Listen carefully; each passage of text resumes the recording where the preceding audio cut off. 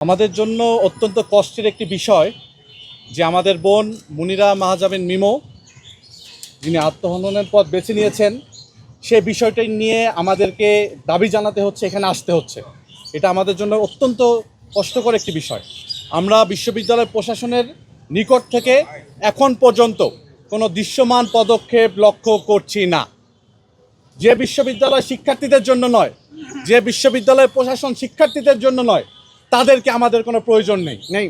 যদি তারা আমাদের শিক্ষার্থীর যে ঘটনাটি ঘটেছে এর বিষয়ে সুষ্ঠু তদন্ত সাপেক্ষে অতি দ্রুত কার্যকর পদক্ষেপ নিতে না পারে, তাহলে আমরা শিক্ষার্থীরা যে আন্দোলনের সাথে তারা যে ঘোষণা করেছে সে লড়াই আমরা চালিয়ে যাব।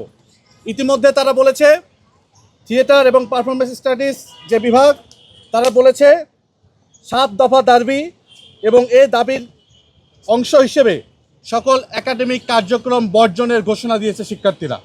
আমরা ঢাকা বিশ্ববিদ্যালয় কেন্দ্রীয় ছাত্র সংসদ ডাকসুর পক্ষ থেকে শিক্ষার্থীদের এই দাবির সাথে আমরা সংহতি জানাচ্ছি এবং যে 7 দফার যে দাবি রয়েছে এই দাবির প্রত্যেকটি বিশ্ববিদ্যালয় প্রশাসন মানবে এবং অভিযুক্ত যে শিক্ষক সুদীপ চক্রবর্তী তাকে অতি শীঘ্রই আইনের আওতায় নিয়ে আসতে হবে সুষ্ঠু তদন্তের মাধ্যমে।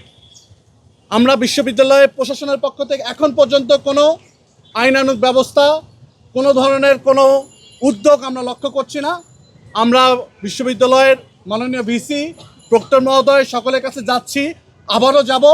আমরা আপনাদেরকে সাথে নিয়ে আমরা আবারও যাব এবং সার্বিক বিষয়গুলো আপনাদেরকে অবহিত করব। আমরা আশা রাখবো যে অভিযুক্ত শিক্ষক সুদীপ চক্রবর্তী তাকে সকল ক্লাস পরীক্ষা থেকে বাইরে রেখে তাকে আইনের আওতায় নিয়ে আসতে হবে সুষ্ঠু তদন্তের মাধ্যমে এবং প্রত্যেকটি বিষয় আপনাদেরকে অবহিত করা হবে। শিক্ষার্থীরা যে দাবি জানাচ্ছে, যে আন্দোলন করছে, তার সাথে ডাকসু আছে, আমরা আছি, সারা ঢাকা বিশ্ববিদ্যালয়ের প্রত্যেকটি শিক্ষার্থী এই দাবির সাথে আছে।